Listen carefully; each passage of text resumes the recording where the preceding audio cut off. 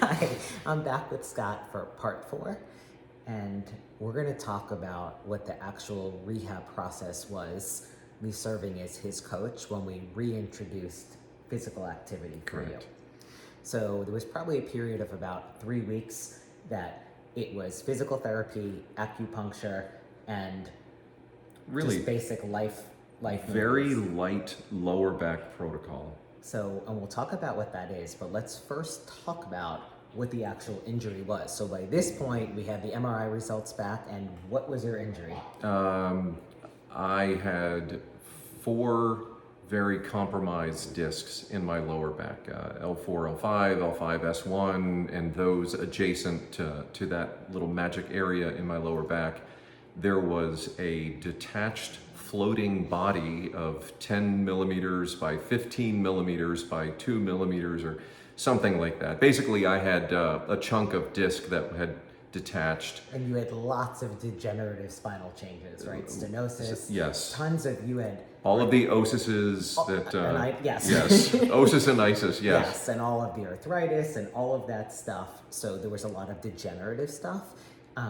And some of the stuff he may have had for a very, very long time and may have been asymptomatic. Correct. So we were expecting that some of that stuff had been there previously. Right. But now we have a symptomatic presentation, and when we left the hospital, the diagnosis was sciatica, right? That's Right.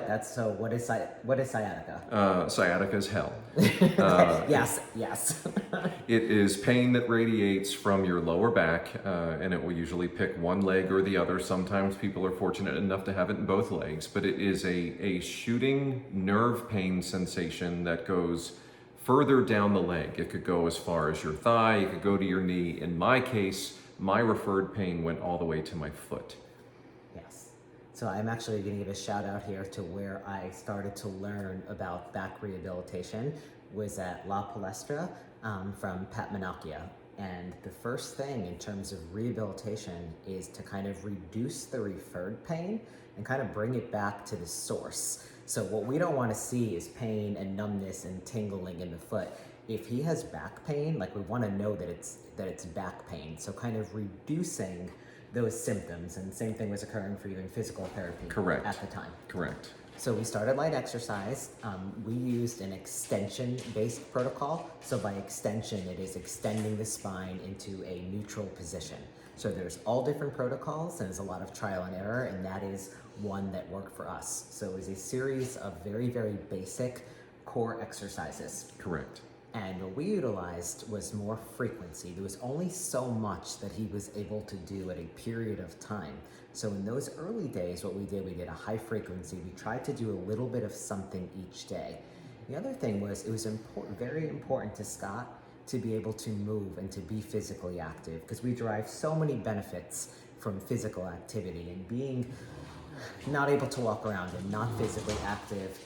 Was that helpful to you that we did something each day? Well, so it was helpful from a physical perspective, but it was also helpful because one of the things that we wanted to show the midshipmen, my students, was that just because you can't do something, don't focus on what you can't do, focus on what you can. And I think that's probably also, something we owe a shout out to someone in the past. But it was just being able to do small things created little victories that enabled me to recover mentally along with keeping pace in the physical recovery. And we made tiny little micro changes. So we started on day 1 with maybe 3 exercises. And in regular life, I don't even know that you would consider them to be even exercises. Like heart rate's probably not elevated. Right. Everything focused on pelvic position, spinal position, core musculature. Something you would dismiss in regular training. Walking. Yep. Which I was just happy that I could walk.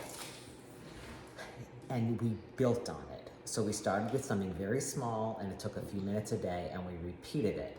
And if it was a decrease in pain or no more additional pain, we would add to it. Correct. So that was it. We started with a small series of exercises. Okay, pain doesn't get worse, but every now and then we would do something and would flare it up, and we'd have a night that's worse, so we'd have to pull that out. So Yep. what we really did with this was we microdosed it and we only added one new variable at a time. Right. So for kids out there, it was the scientific method. Yes. For the Marines out there, it was the OODA loop: observe, orient, decide, and act. And you make those micro changes, you see what happens, and you make your next decision from there.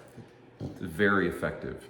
I would say initially we probably did 15 to 20 minutes of light activity a day. Correct. And one of the difficult times, so let's talk comparatively speaking, during this time when you were on the road to recovery from the injury, Right. what was I doing? You were achieving new heights in your performance and in your aesthetics, quite honestly, because that was something that you were focusing on. Right. In addition to not being able to sleep very well, I had also lost my appetite, and the combination of poor sleep, poor nutrition, not poor nutrition, but decreased intake and decreased physical activity. I was losing a lot of the muscle mass that I had worked so hard for. Mm-hmm. At the same time, Gillian was she was very dialed in with her diet, and she had a lot of free time because we weren't working out together. So her workouts were taking her to even greater physical capabilities. So it was fun to watch on Instagram, when she was doing pistols on a weight bench in front of the wood stove with a piece of firewood. But there was a little bit of, a little FOMO going on, fear of missing out because I wasn't able to work out with my partner.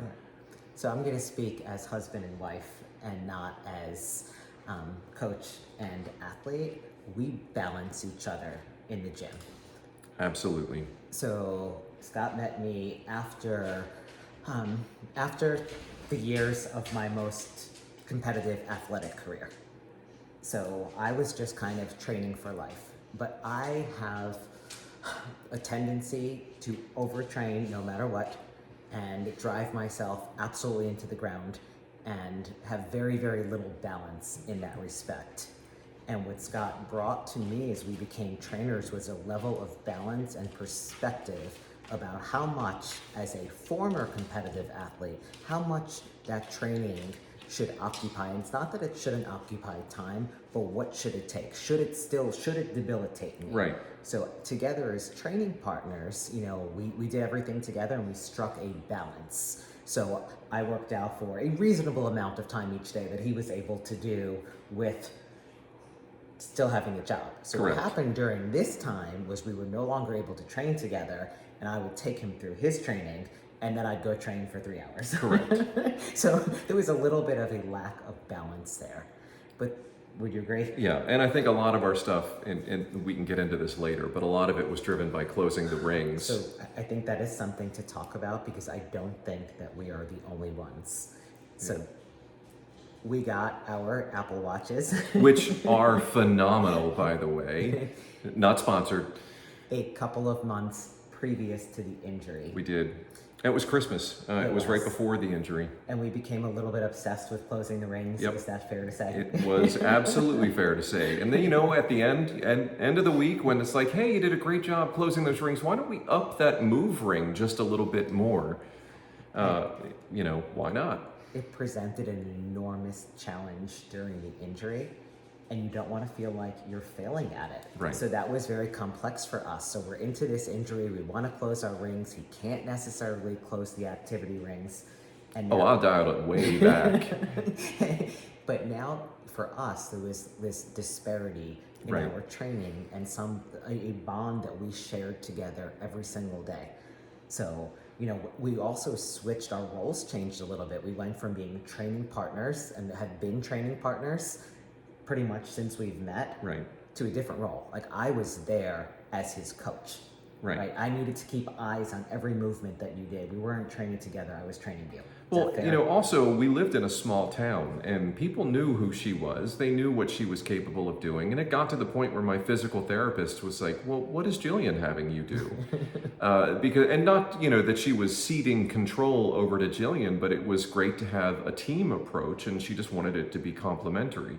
So she trusted Gillian's knowledge and understanding and capabilities to the point where when I came in, it was, well, what can't you do at home? And it was a lot of heat and stimulation and like on a TENS unit or something like that. So it really was a team approach, but you really did step up as the role of coach. And there was no brilliance in my approach. It was trial and error and observing response. So I would add a new exercise again and observe, has his gait changed? What is sleep like tonight? And that is what directed and guided me through the process. Right.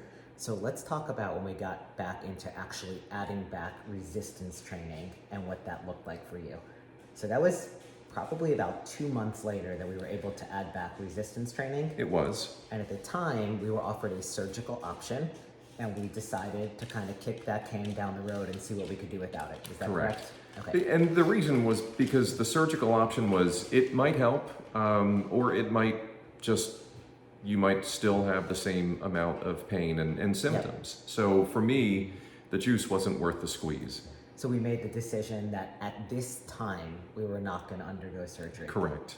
We also made the decision that we were going to, at this time, not get the cortisone shot. Right. Okay.